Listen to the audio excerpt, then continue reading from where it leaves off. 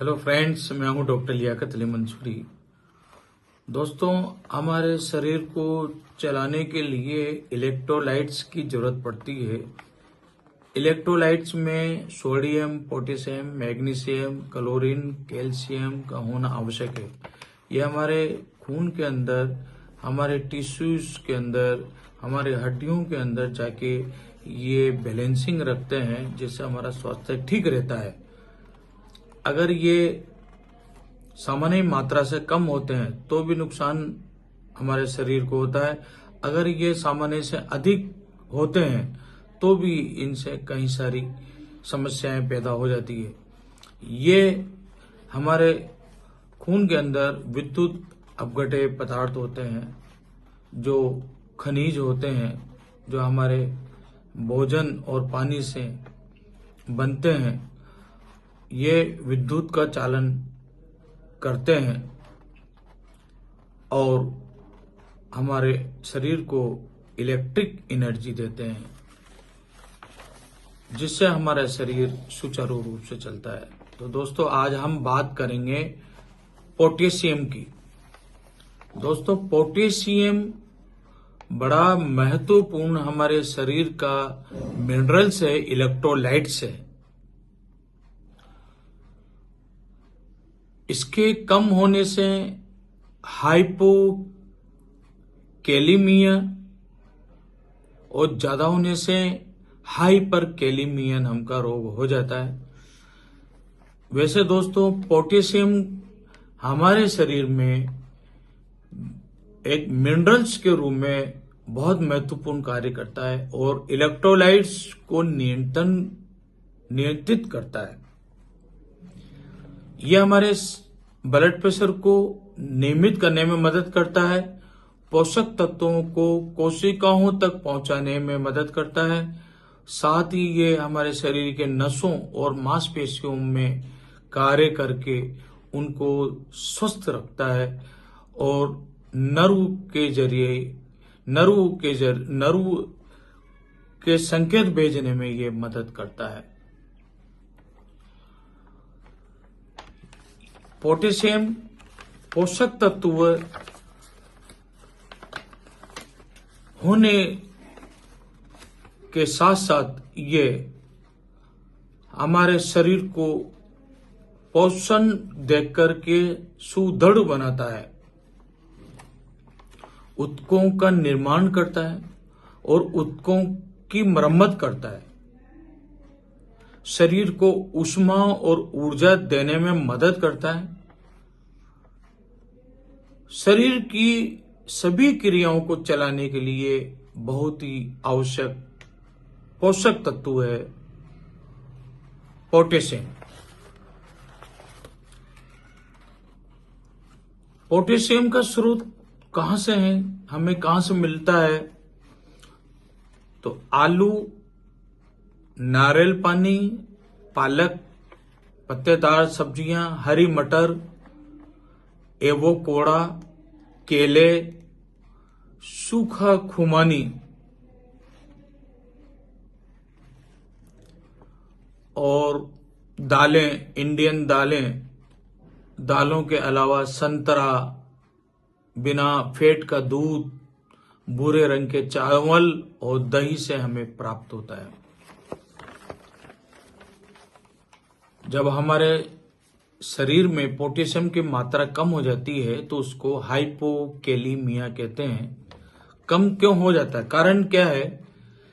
या तो उल्टी दस्त होते हैं, या मुलेठी की मात्रा ज्यादा प्रयोग की जाती है, या कैफीन की मात्रा प्रयोग की जाती है, या इलियोस्टोमी, आंतों का ऑपरेशन होता है जिसमें खाना बंद कर दिया जाता है और जूस या दूध के जरिए आहार दिया जाता है, तो उसमें पोटेशियम की कमी हो जाती है। या दस्तावर की कोई दवा देते हैं तो उससे भी पोटेशियम की कमी हो जाती है, या मूत्रवर्धक दवाइयां देने से, या कोर्टिकोस्टेरॉइड्स देने से भी पोटेशियम की मात्रा शरीर में कम हो जाती है। इसके अलावा एड्रिनल कॉर्टेक्स में ट्यूमर हो जाती है तो उससे भी पोटेशियम की मात्रा कम हो जाती है। और कई बार मैग्नीशियम की मात्रा कम लेने से भी कम हो जाती है। तो कम होने पर हाइपोकेलीमिया नाम का रोग हो जाता है। उसमें ब्लड प्रेशर कम हो जाता है, शरीर में झुनझुनी चलती है और कब्ज हो जाती है और बाइटें आना, ऐंठन होना, मांसपेशियों में कमजोरी आना, शरीर थका हुआ, सुस्त होना, शरीर में शून्यता होना, मतली आना या उल्टी जैसा जी होना, कमजोरी, पेट में सूजन होना, याददाश्त की कमी होना, दिल अनियमित रूप से धड़कना, कभी तेज होना, कभी धीमा होना, इसके साथ ही बेहोशी आना। अगर पोटेशियम की मात्रा बहुत कम हो जाती है तो बेहोशी भी आ सकती है। वो अवसाद, डिप्रेशन में जा सकता है और भ्रमित हो सकता है, भूलने की उसकी आदत हो सकती है। अगर पोटेशियम की मात्रा शरीर के अंदर सामान्य से अधिक हो जाती है तो उसको हाइपरकैलेमिया कहते हैं और ब्लड प्रेशर हाई होने लगेगा, दिल की बीमारियां होने लगेगी, हार्ट अटैक हो जाएगा, पेट में दर्द होगा, डायरिया हो जाएगा, पतले दस्त हो जाएंगे, सीने में दर्द होने लगेगा, धड़कन अनियमित रूप से तेज या बहुत धीमी धीमी चलने लगेगी, कभी तेज कभी धीमी चलने लगेगी, और मांसपेशियों में ऐंठन हो जाएगी, मांसपेशियां सुन्न पड़ने लगेगी और ऊतक टूटने लगते हैं जिससे काला पेशाब आने लगता है, उल्टी जैसा मन जी मिचलाना होने लगता है, किडनी से जुड़े हुए कई सारी बीमारियां पैदा होने लगती है, जैसे गुर्दे डैमेज होने लगते हैं। गुर्दे पोटेशियम को साफ नहीं कर पाते हैं तो ये खून में पोटेशियम की मात्रा बहुत ज्यादा बढ़ जाती है। मूत्र के द्वारा जब ये उत्सर्जित नहीं हो पाते हैं तो ब्लड के अंदर पोटेशियम की मात्रा ज्यादा हो जाती है।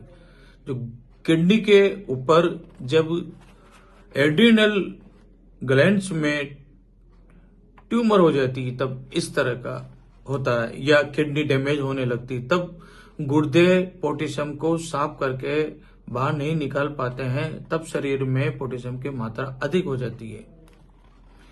तंत्र के कई सारे रोग पैदा हो जाते हैं।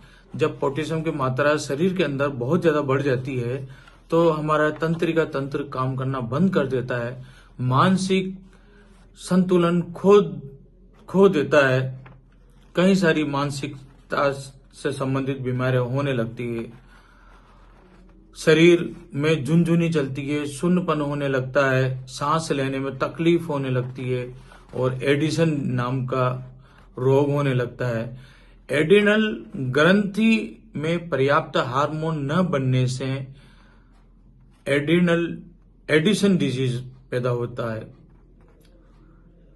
इसमें नमक या नमकीन की चीजें ज्यादा खाने की इच्छा होने लगती है। तो हाइपरकैलेमिया को कैसे रोकें? या पोटेशियम के जो स्रोत हैं, खाने में जो हम पोटेशियम के स्रोत ले रहे हैं उनको बंद कर दें, और ज्यादा ही हो जाए तो डायलिसिस के जरिए इसको कम किया जाता है। तो दोस्तों, हमारे शरीर के अंदर इलेक्ट्रोलाइट्स में पोटेशियम बड़ा इंपॉर्टेंट है, बहुत महत्वपूर्ण मिनरल्स है, खनिज है, तो इसका भी ध्यान रखें। अच्छा दोस्तों, एक बात जरूर नोट कर लें कि आप दवा के रूप में, एलोपैथिक दवा के रूप में अगर पोटेशियम लेते हैं और अधिक दिनों तक लेते हैं तो ये हमारे शरीर में ज्यादा होने लगता है और ये हाइपरकैलेमिया नाम का रोग पैदा करता है। तो दोस्तों, अगर आपको पोटेशियम की जरूरत है तो आप नेचुरल प्राकृतिक स्रोत से पोटेशियम की मात्रा लें, प्राकृतिक स्रोत खाएं और पोटेशियम को संतुलित रखें। प्राकृतिक पोषण से जो आप पोटेशियम लेते हैं वो कभी आपको आपके शरीर में नुकसान नहीं करता, ना ही वो अधिक मात्रा में होता है, ना ही वो आपको किसी तरह के बाधा में डालता है। तो दोस्तों, आप कोशिश करें कि प्राकृतिक रूप से आहार के रूप में लें या हर्बल यूनानी मेडिसिन का प्रयोग करें।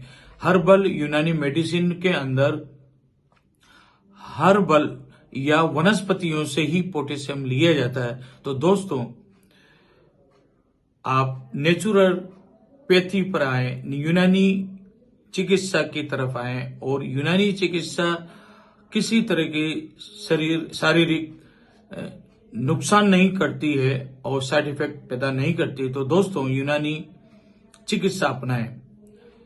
दोस्तों, YouTube पर जाकर मेरे न्यूरोपॉइंट नाम के चैनल को सब्सक्राइब करें और बने रहें और हम मेरी नई नई वीडियो के साथ आपके सामने मैं आता रहता हूं। तो दोस्तों, मेरी नई नई वीडियो को देखें और नई नई जानकारी लें।